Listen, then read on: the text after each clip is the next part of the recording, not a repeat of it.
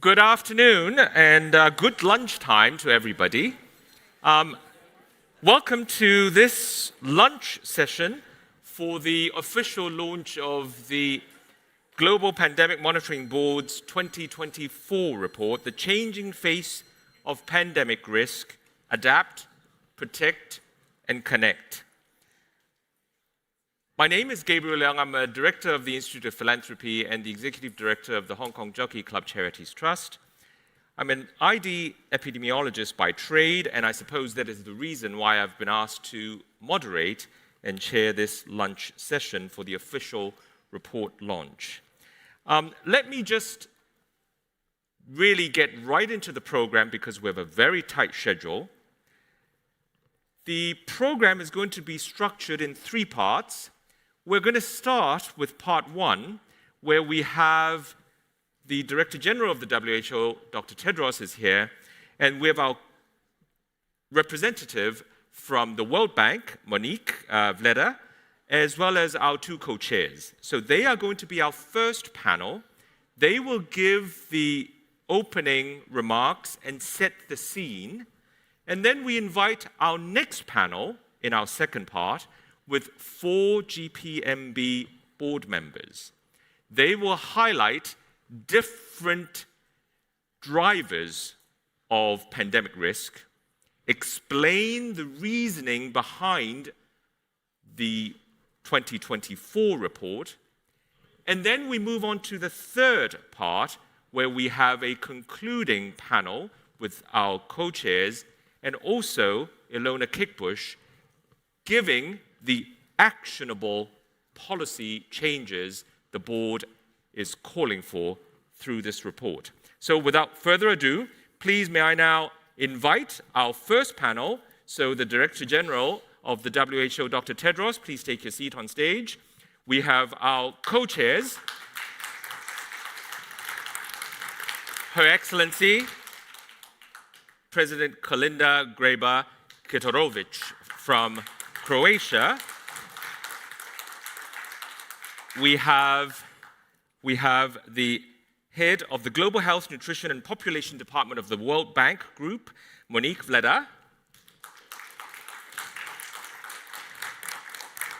And finally, not least, our other co-chair, Joy Pumafi from Botswana.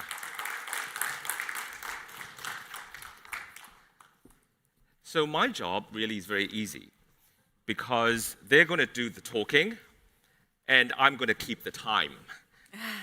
So they all have 3 minutes to give the prefacing remarks. If they go over, you should then start to clap, and then I think they will then move on to the next speaker. So with that, please may I start with you, Dr. Tedros. You have been an absolute leader in terms of outbreak control and pandemic preparedness. We now face several outbreaks that have pandemic potential. Would you please give us your thoughts as far as this GPMB 2024 report is concerned? Over to you, please. Yes, you can go to the podium or you can stay here.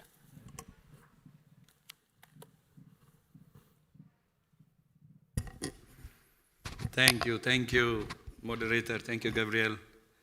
Thank you also for the excellent discussion we had yesterday, the bilateral. Our co-chairs, former President Kolinda and former Minister Joy, my sisters, and Monique, our panelist, distinguished members of the Global Preparedness Monitoring Board, dear colleagues and friends. COVID-19 was a powerful demonstration of the devastating potential of pandemics. Current outbreaks of Mpox, Marburg, MERS, and H5N1 remind us that the next pandemic is not a question of if, but when. In the world of health emergencies, there is no such thing as peacetime. Preparedness must be a constant state.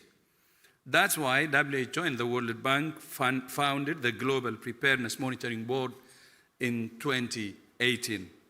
The COVID-19 pandemic taught us many painful lessons which we have used to establish several new initiatives. To strengthen surveillance, the WHO Hub for Pandemic and Epidemic Intelligence here in Berlin. To strengthen financing, the Pandemic Fund with the World Bank. To strengthen local production, the mRNA Technology Transfer Hub in South Africa. To strengthen equitable access to countermeasures, the Interim Medical Measures Network, IMCM-NET. To strengthen sharing of biological samples, the WHO BioHub system in Switzerland. And to strengthen governance, member states approved amendments to the international health regulations.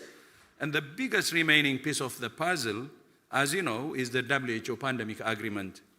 Although member states have made progress, some of the most crucial issues have not yet been resolved, but I am confident they will be. I welcome the GPMB's new report with its call to adapt, protect, and connect. By the way, many of the initiatives we have started were supported, actually initiated, a good number of them from the recommendations from GPMB.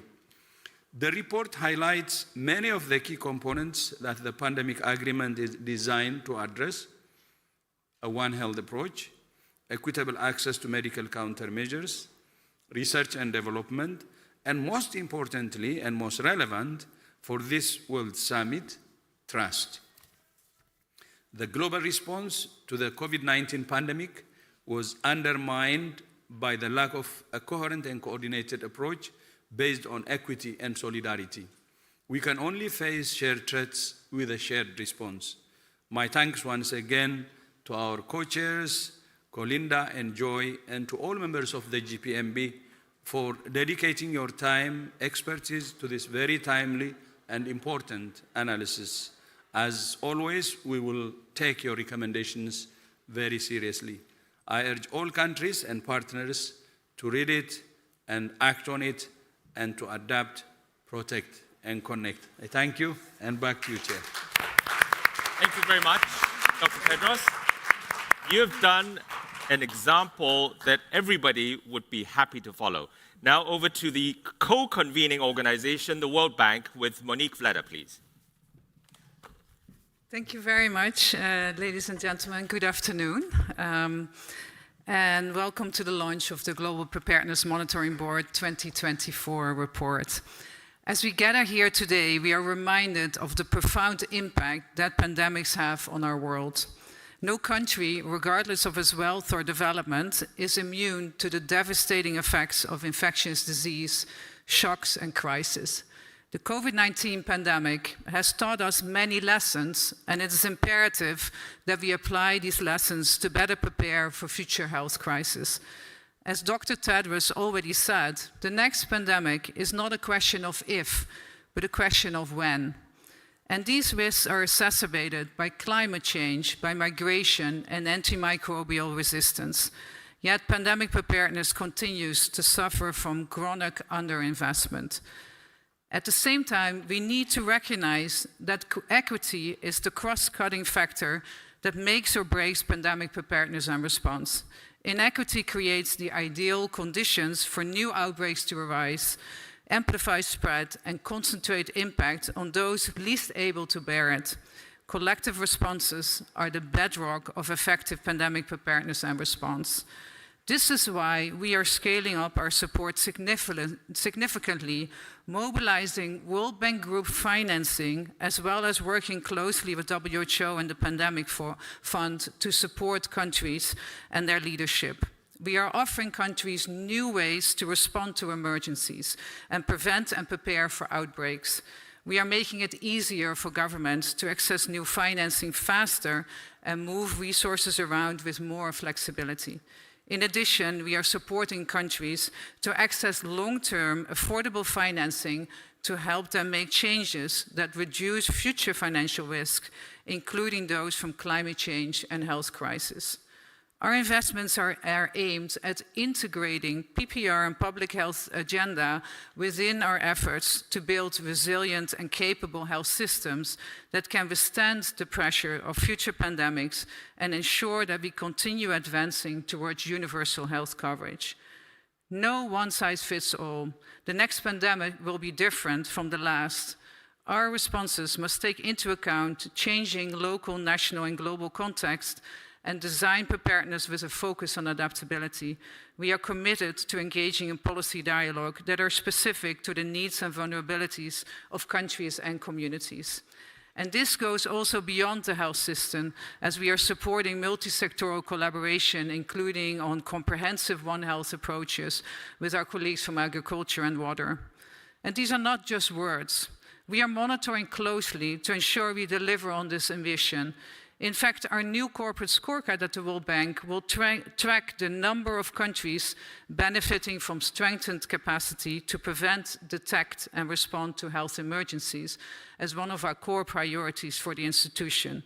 As you can see, we are fully aligned with the findings and recommendations of the report. We must adapt, we must protect, we must connect, and let me add an additional pillar, we also must integrate. This report and the role of the GPMB are crucial for building the evidence base needed to guide policy dialogue and financing. We are very proud to be a co-convener with the WHO. The report provides a comprehensive analysis of the fundamental drivers of pandemic risks and highlights the most effective and urgent ways to make the world safer. It is a huge opportunity to do better and an impetus for more effective collaboration across countries and international organizations. Thank you very much, and I look forward to the discussions. Thank you so much, Monique. Now we go on to our co-chairs, President Kolinda Grabar-Kitarovic. Thank you, Dr. Tedros. Dear friends, we all, including heads of state, need to abandon the idea that pandemics are rare, once-in-a-century events. Just because we saw the 1918 influenza pandemic and then COVID-19 a century later does not mean that we can let our guard down for the next 100 years. In reality, the risk of an epidemic is ever present, and the frequency of outbreaks has increased significantly in this century. It's highly likely that almost every current head of state will face at least one urgent briefing on a potential pandemic during their term. We have already witnessed numerous outbreaks that could have turned into major pandemics, but were contained thanks to early detection and swift response efforts. The difference between a localized outbreak and a global pandemic is, simply put, preparedness. Recent events like the Mpox outbreak in Africa and the emergence of influenza H5N1 in livestock serve as stark reminders that viruses with pandemic potential are constantly around us. The Global Preparedness Monitoring Board, GPMB, has analyzed pandemic risk factors, revealing their complexity and rapid evolution. These factors vary by country and region, and many lie outside the traditional domains of health, such as social cohesion, trust, human mobility, and economic inequality. The board's conclusion is clear. The emergence and spread of pathogens are not random. They follow specific patterns shaped by conditions that we can recognize and mitigate. By addressing these risk conditions, we can prevent future epidemics or pandemics. The GPMB report offers a global framework for countries to assess their own risks and vulnerabilities. By identifying these risks and taking action, nations can strengthen their defenses against future outbreaks. People often ask, how can we prepare for a pandemic when we don't know which virus will cause it? The answer lies in building resilient systems that can handle a wide range of threats, rather than focusing on specific pathogens. We must also focus on the most likely sources of future threats. While individual diseases pose significant health challenges, pandemics threaten the very structure of society. Just as good health habits are vital for personal well-being, robust pandemic preparedness is crucial for the health of communities. Investing in public health not only protects populations, but also strengthens society's resilience, and secures long-term prosperity. The COVID-19 pandemic has left a deep, lasting impact on societies, much like the post-traumatic stress disorder. The prolonged exposure to uncertainty, loss, and trauma has affected mental health and continues to influence behaviors and responses long after the immediate crisis has passed. People, governments, and organizations are eager to move on from the pandemic. However, this rush to return to normalcy risks leading to complacency, exactly at a time when vigilance is needed most.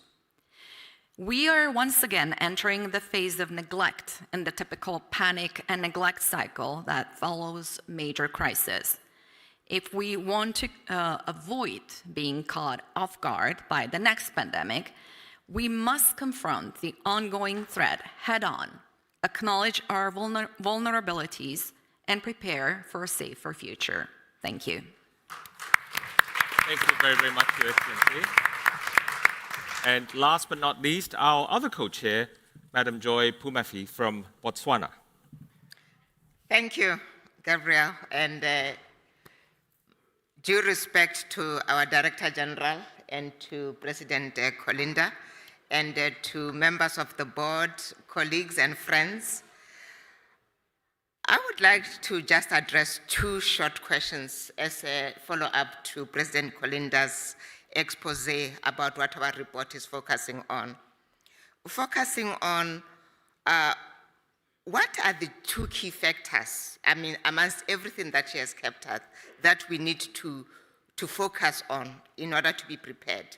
We have heard that epidemics are fueled by increased global travel, environmental damage, and closer interaction between humans and animals. Unlike in the past, however, today's outbreaks are global in nature because these factors make it easier for diseases to cross borders. In addition, trade and interconnectedness of economies allow the impact to be felt globally instantaneously. So to be better prepared, we must focus on increased collaboration. No country or stakeholder or sector can tackle these threats alone. We need to work together. We need to share resources, communicate openly, and prevent local outbreaks from becoming global disasters. Unfortunately, progress on a global pandemic treaty, as you have heard from the DG, aimed at improving preparedness and response has been slow. But those of us who are optimists continue to be optimistic. The treaty is supposed to create legal agreements to improve international and cross-sectoral cooperation, sharing critical data and technologies, ensuring everybody has access to vaccines, to treatments, to knowledge, and to skills before the pandemic hits. However, geopolitical tensions, as you have heard, have been worsened by competition over vaccines, over conflicting national priorities, declining trust between major powers, and all of this is delaying this process, but also making it much, much more difficult for us to collaborate. So even though the next pandemic is definitely around the corner and may be on the horizon, without a strong global agreement, we risk repeating the same mistakes made by COVID-19. So I want to underscore here the need for collaboration. We must reignite the sense of agency and cooperation in pandemic preparedness, overcoming these political barriers, and strengthening our collective response for future health crises. The next issue I want to focus on is equity in health security. Inequality both between and within countries weakens us all. When some countries or communities don't have access to knowledge, don't have access to skills, to the vaccines, to treatments, it allows viruses to spread.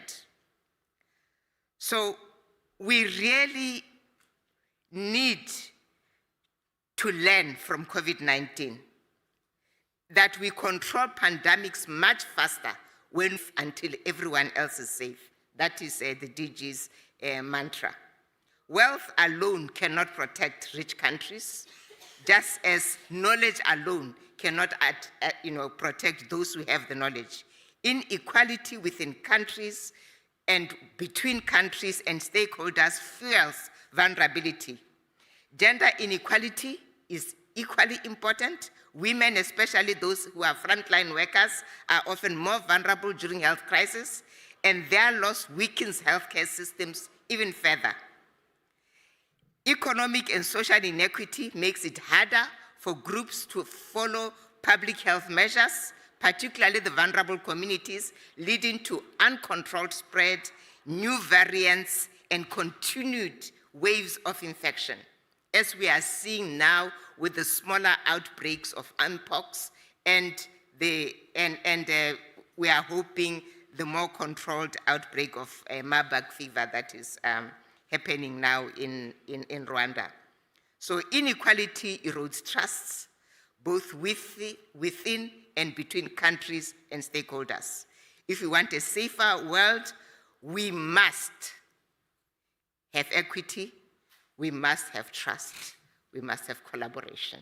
Thank you. Thank you so much. Thank you, Joy. And ladies and gentlemen, please give a round of applause to our opening panel. Thank you very much. Thank you.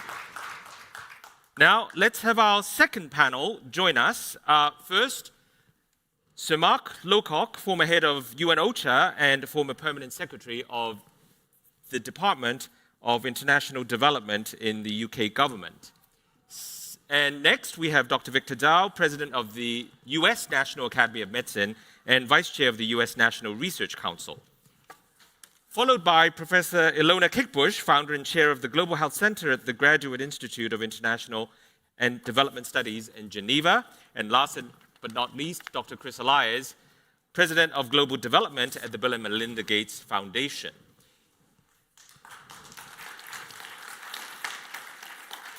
Now, for these four board members of GPMB, we are going in to take some deep dives into the risks that actually drive outbreaks and pandemics. And you all are very familiar with the STEEP framework, and under each of these dimensions or axes, there are three types or subtypes of risks.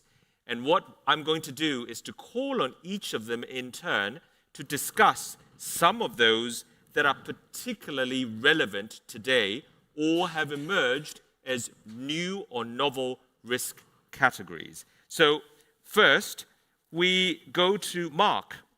It's about agricultural practices.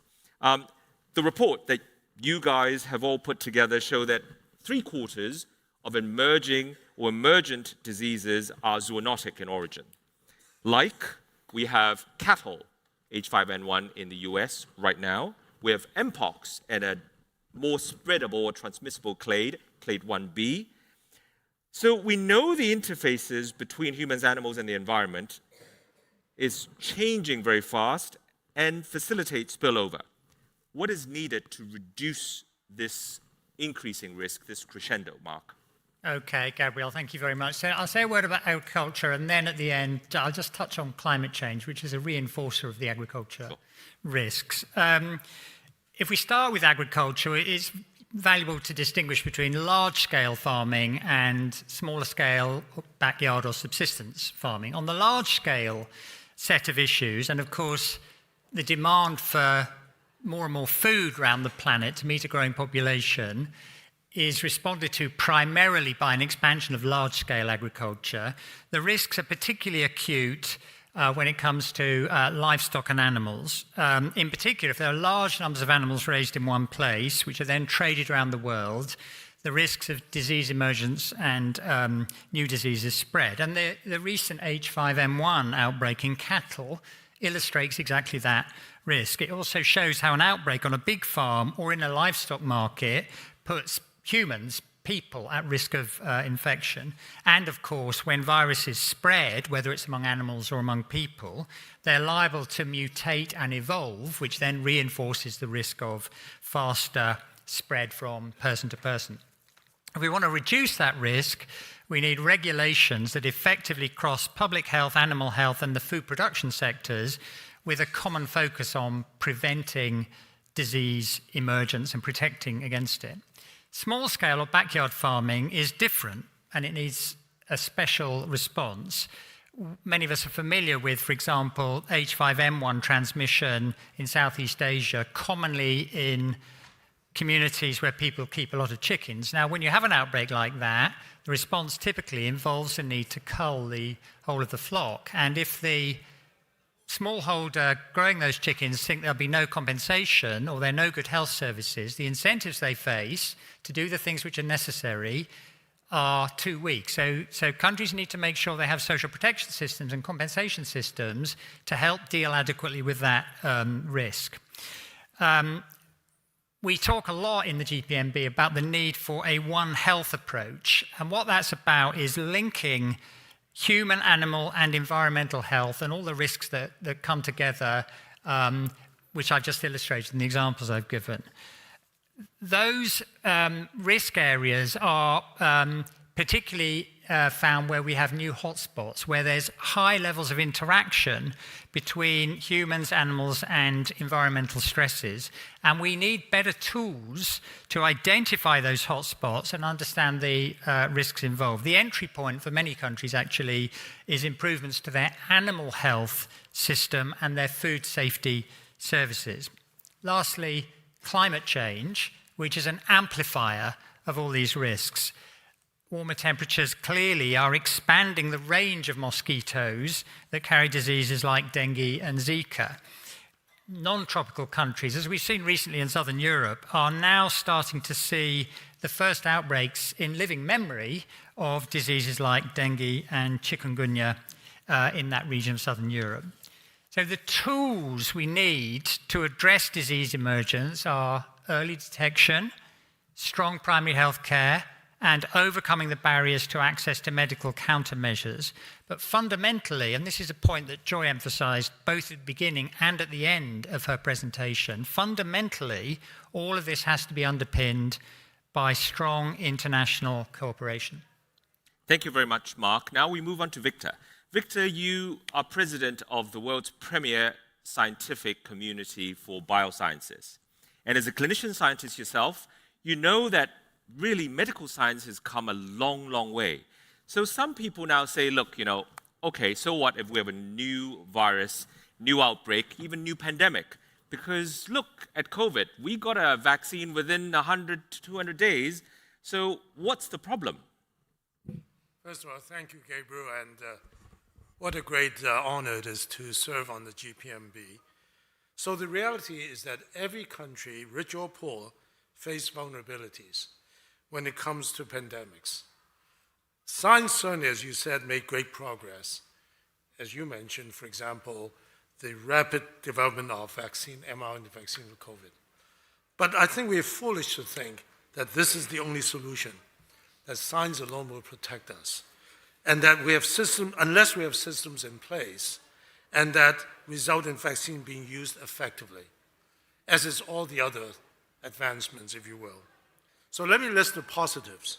Today, we can develop vaccines in record time. By analyzing genetic sequences of a virus, we can track its evolution, check out if our vaccines and treatments are still effective.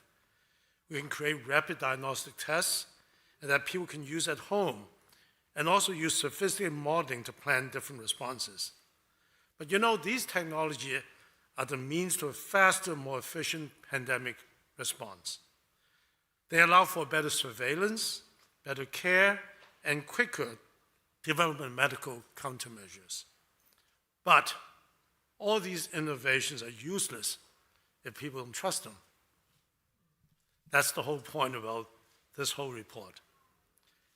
Control of an outbreak is blocked if people fear that a new vaccine or treatment is unsafe. We certainly saw a lot of that during the pandemic. If they don't trust contact tracing apps because of privacy concerns, if they don't believe in the science about the effectiveness of masking, or they even distrust the very existence of the virus, You think this is amazing, but it does happen, right? And so I think for whatever we do, we must address the issue of trust. That means that we need to understand the root cause, including social inequity. And social inequity fosters mistrust. Wherever the trust is low, we need to find better ways to boost her and support pandemic responses.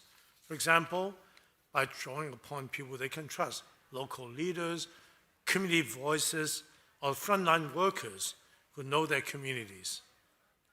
So it's not just about developing vaccines, treatment, and trust. We need to study social, economic factors that influence how people accept and use these innovations. We need to understand trust.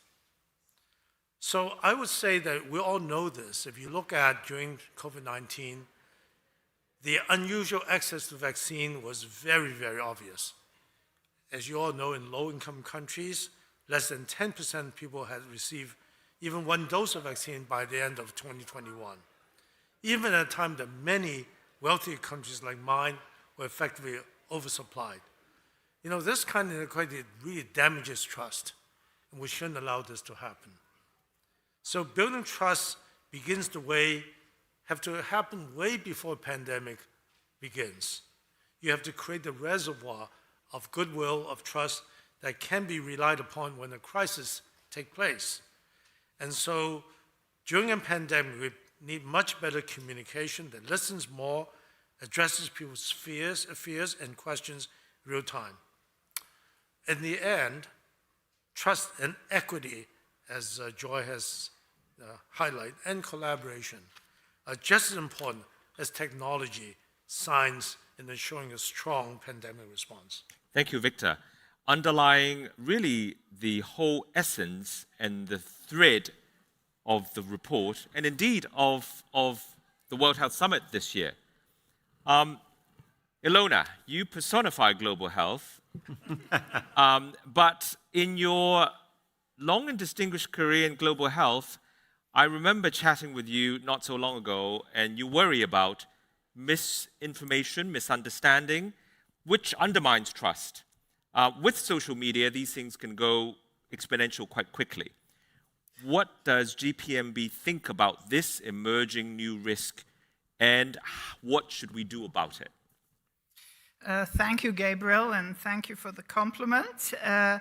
I must say that I was thrilled that in our discussions in the GPMB, as we moved forward, the whole issue of the digital transformation became more and more important. And of course, both in terms of the analyses we did, but also in terms in general of how this has expanded in the discussion of global health and in relation to the pandemic preparedness. Actually, in some of the other work we do in building on the experience during the COVID pandemic, we actually speak about the digital determinants of health. And we saw that due to misinformation on the one hand, disinformation on the other, very conscious disruption of our societies and health systems, but thirdly also the digital divide. We saw that this digital transformation in relation to COVID-19 could decide over life and death. And I think that's a new dimension. And therefore, in terms of pandemic preparedness, dealing with the digital transformation and what it brings, on the one hand, these tremendous opportunities of sharing information, of bringing people together, of allowing information to travel quickly, both about an outbreak, but also in terms of the innovations that Victor spoke about, and the indication of what might be risky behavior or not, is absolutely essential.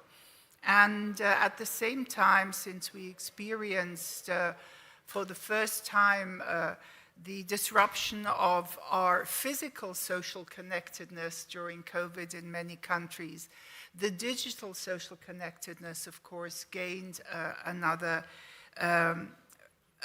importance. But we did learn that it makes it much easier for false information to spread. And of course, developments in artificial intelligence and many others make it even harder, even for very educated users of social media, to judge what's real and what isn't real.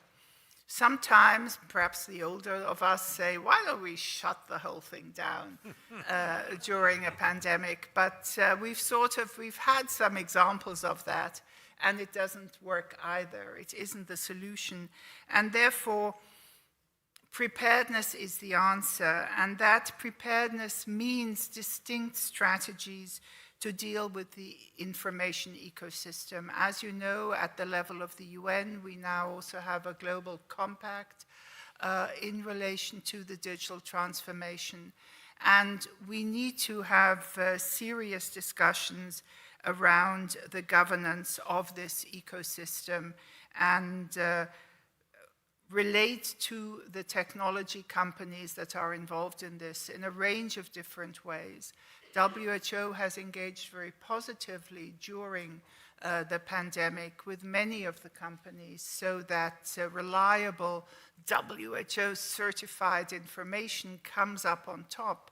But at the same time, what we have not managed are the algorithms that actually push the mis and the disinformation. And I think we have to be very aware, and this is an issue that is particularly important for trust, that it's not just, in quotes, misinformation. It is really deliberate falsehoods. It is disinformation. And this is political. And that means that many of the initiatives, like the discussions around the pandemic agreement and others, are consciously being influenced with disinformation to make sure that there is a certain amount of chaos and polarization also in societies. Some people outside are demonstrating along these lines that we need to take into account. So building trust in the combination with the digital transformation, using social media to build trust, but governing social media in terms of dis and misinformation around health, has to become a key public health strategy. We are not there yet, and in relation to the preparation and the prevention of pandemics, it will be absolutely central. We need these technologies for surveillance, we need them for genomic sequencing, and they will help us respond to pandemics and be ready early on. But they can also have this tremendous destructive potential that we need to take into account.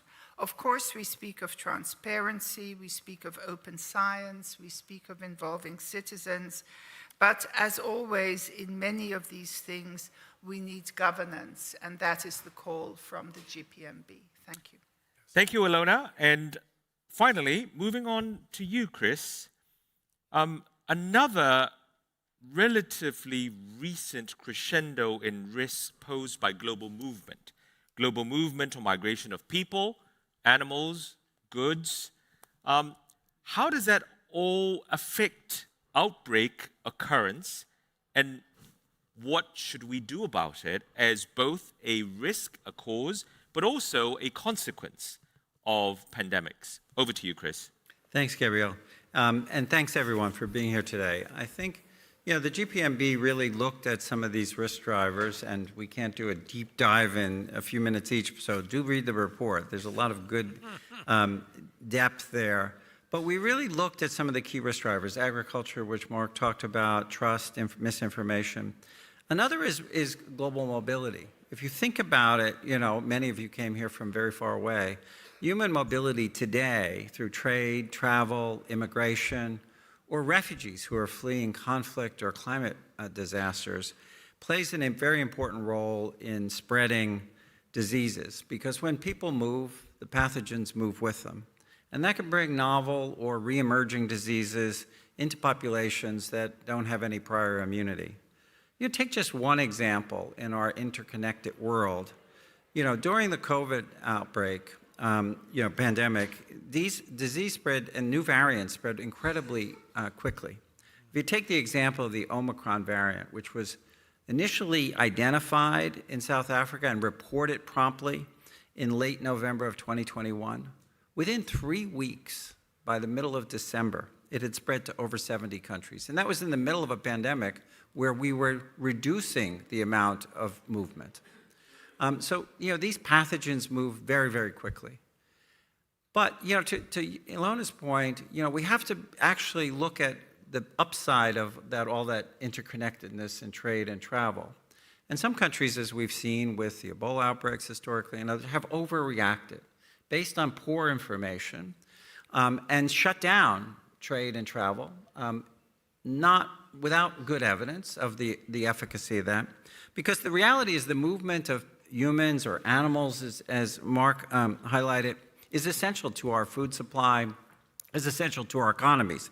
If we just shut down trade and travel, we'd shut down the major economies. And we saw some of that during the COVID pandemic as well. So we need to balance the risks, to understand the consequences of so much interconnected global travel and trade, and to then work on how do we prevent emerging infections and how do we early detect and respond to them. And I think that's a lot of what's under discussion in the intergovernmental negotiating body for the pandemic treaty, as the Director General talked about. I think one of the successes coming out of COVID was the effort last year of all the member states to do a revision of the international health regulations, which are part under the WHO Constitution, an important effort for all the member states to agree on how to understand and how to mitigate risk without overreaction and having unnecessarily negative effects on the economies or the disruption of supply chains, et cetera.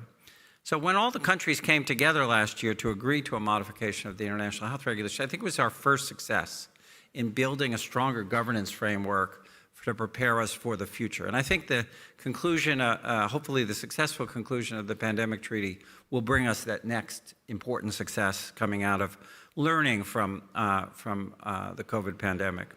Another key factor which we highlight in the report, and I won't go on at great length, is the phenomenon of urbanization, which relates to the movement of people. Since 1950, the number of people living in cities has skyrocketed, so that by 2050, we're estimated that 68% of the global population will be living in an urban area.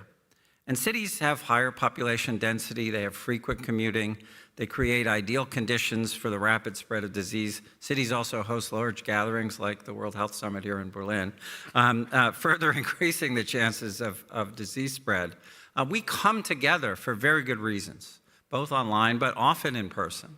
And when we come together, whether it's in our daily commutes or at international conferences, we have to recognize that there's a certain risk inherent in that. And we have to, again, depend on reliable information to recognize the risk that urbanization and its attendant concentration of movement of people brings, and to then think through how do we invest in prevention? How do we invest in early detection? And how do we invest in rapid response so that we're dealing with containing individual outbreaks as opposed to fighting a global pandemic? I think we've seen some evidence of the complexity of this with the recent emergence of Mpox. Back in 2022 with the Clade 2 outbreak, virus was originally seen mostly in Central Africa, but actually spread to 160 countries across all continents relatively quickly. And so, again, we have to understand the risks, but we also have to build and I think it goes to the theme of the report and the theme of the World Health Summit this year, we have to build the trust that we can objectively assess those risks and take steps to mitigate without overreacting and causing harm to individual economies or the supply chains and creating the kind of inequity that we saw during the COVID pandemic, as Victor highlighted, because that inequity in access to medical countermeasures fueled a lot of the distrust. And we're repairing that trust. And one of the best ways for us to repair that trust is to have the kind of agreement we reached as a global community last year with the international health regulations, and to do that with the pandemic treaty, and to continue to build that sense of science driving preparedness and response. And I hope that's what you'll read as you read our full report after this session. Thank you. Thank you very much, Chris. And please, a round of applause for Mark Lowcock, Victor Tao, Ilona Kickbush, and Chris Elias. Thank you very much. And Ilona, you have to stay for the third and final concluding session, joined by our co-chairs, President Kalinda and Minister Joy. So we've just done a bit of explanation of the new emerging risks. And the big question is, what are we going to do about it? So yes, having recognized the risks, what does the report mean when it says adapt, protect, and connect? So these are calls to action. And to help us understand what the report is calling for, if I may ask Ilona, please, would you please explain a little bit what the Adapt, Protect, Connect framework really means, and what does GPMB advise national governments? Over to you, Ilona. Thank you, Gabriel, and thank you for having me here again. I think what we tried very hard is to summarize this very complex environment and the very complex interaction of the full spectrum of risks. And of course, there's always a bit of a danger in trying to cook it in, but we felt we did have three terms that were able to capture the complexity and give some guidance on how to move forward. So it is, as you say, adapt, protect, and connect. Maybe it'll become a kind of mantra, we don't know, maybe. But it also means that we do want to encourage countries, not all of which are doing the amount of assessment of what actually happened, and using that assessment to move forward, to actually use that to be able to shape their work. So with ADAPT, we want to encourage countries to take a whole of society approach. We want to encourage them to assess their pandemic risk drivers, but despite us giving a framework, within their specific contexts, because we have learned how context-specific many of the responses are, and also many of the preparedness strategies are. So by saying it's whole of society, we are also underlying this has to be inclusive. This is not, you're a public health agency or your health ministry. It's not just your government. It's much wider in terms of non-governmental organizations. It includes industry. I mean, the economic impacts have been so enormous, where so many societal actors have been involved. And of course, depending on your societies, specific organizations like faith-based organizations, etc., can become very important. With Protect, we're trying to emphasize 4 key areas. Of course, absolutely essential, but it needs to be repeated, strengthening primary health care. Then we've heard much about equity, expanding the social programs, the social protection for the most vulnerable, and then again, boosting international cooperation. We felt very strongly that that had declined in some areas rather than being boosted. One would have thought, wow, a crisis, now we're all going to work together. That's not what happened. And then, of course, guarding against risks related to new biotechnologies, and of course, in general, the digital technologies, as I've said earlier. And the fact is, and this is such an important message, I think, from the report, these are not things that can be done overnight. These are things that need long-term commitment, and they need strategies, and obviously, they will need resources to protect people. And this then leads me to the third area, connect. Nobody's safe until everyone's safe. That's within societies based on their social contracts. That's in relation to international cooperation. And it's very much the intersectoral cooperation I've already alluded to. And that needs political will, that one really brings all these actors together. And as we have indicated, dedicated funding. So if we want doctors, can you imagine it? Doctors and veterinarians working together with bankers and health policymakers, then we need the time, we need the spaces, the trusted spaces, and the resources to make that possible. And so while we've had this mantra of intersectoral collaboration for a long time, we make this very strong plea that we really plan for intersectoral cooperation, that we dedicate resources, and that we develop a will to work together, and that those mechanisms are willing to show high levels of accountability. Thank you, Ilona. A action-packed menu for governments and for all of us to think about. Now, you mentioned and you rounded off your remarks by calling on cooperation and collaboration. If you actually do a word search of the report, and you can do that quite easily with the PDF version, they are littered all over every single chapter. But in this era of perhaps geopolitical tectonic plates drifting further apart as opposed to coming together in a Pangea, Joy, how easy or how difficult, and what do you see are the real challenges to true cooperation and collaboration? Yeah, thanks a lot. It's as Ilona was saying, cooperation and collaboration are challenging, and you cannot suddenly acquire them during a crisis.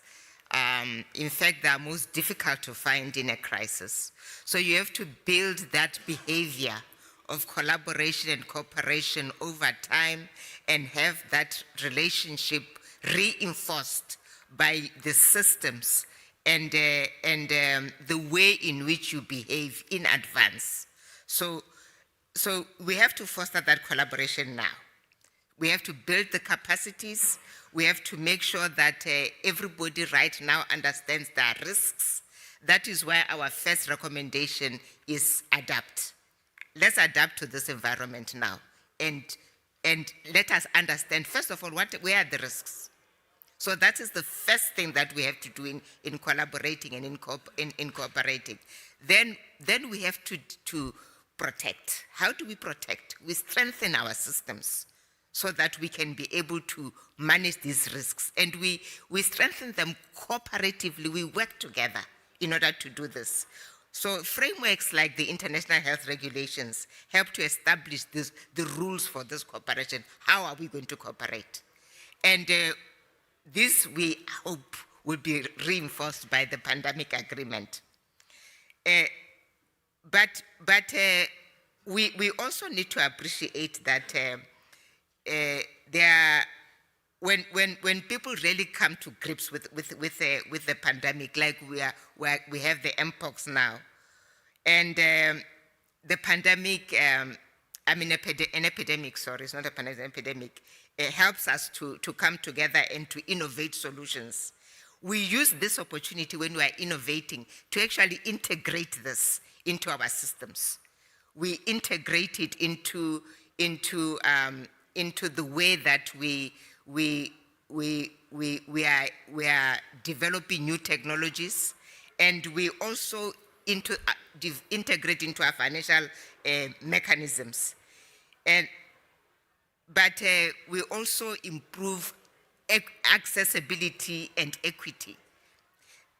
One of the biggest challenges of our time is that we are not able to improve equity and access in a pandemic or in a crisis situation. So we have to do it now in advance. The social protection measures that Ilona talked about, they have to be put in place now. so that we can have more equity, so that when the pandemic hits, we are now used to this collaboration, to this working together. And what the GPMB is trying to do is to draw our attention to this preparedness, to this prevention, because it is only then when we have prevented, when we have equity, when we have got clarity, when we've got trust, when we understand the environment better, that when a pandemic hits, we can have the 100-day response. Thank you, Joy. Last word, President Kalinda. What should we all bring away with us as we now try to implement the findings and recommendations of this report? Over to you, please. Thank you so much. And just a few final words. We must acknowledge that we are always at risk. Pandemic drivers evolve rapidly, and if we don't stay ahead, we'll be unprepared for what comes next. This means that we need to focus on preparing for the next crisis, not just reacting to the last one. While we cannot predict exactly which pathogen will emerge, we can assess our risks and vulnerabilities and develop strategies to address them.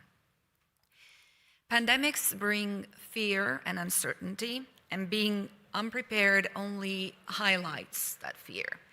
And let me quote one of our board members who's not here today, Ms. Henrietta Fore, who said, "If you're not prepared, you get scared." Reducing fear and uncertainty is essential to effective preparedness. However, this will not happen on its own. It requires adequate financing, political commitment, and dedicated resources to implement strategies that allow us to adapt, protect, and connect. We must embed pandemic preparedness into the broader development of our society. The improvements that we make to our health systems today will pay dividends tomorrow. Actions that we take now to reduce inequities will strengthen our resilience in the future. By investing in preparedness today, we can reduce the impact of future pandemics and protect our communities. Preparedness allows us to take control of the risk rather than being controlled by it. It is key to ensuring that we stay on course towards the future that we want to build. Thank you for those concluding words, President Kalinda. Thank you. Now, let me just, on your behalf, thank both our co-chairs, all the board members here, and also who have contributed in so many ways to the report. And a huge shout out to Sylvie Brion and her team at the Secretariat for putting it all together. Thank you very much. Have a great afternoon. Thank you.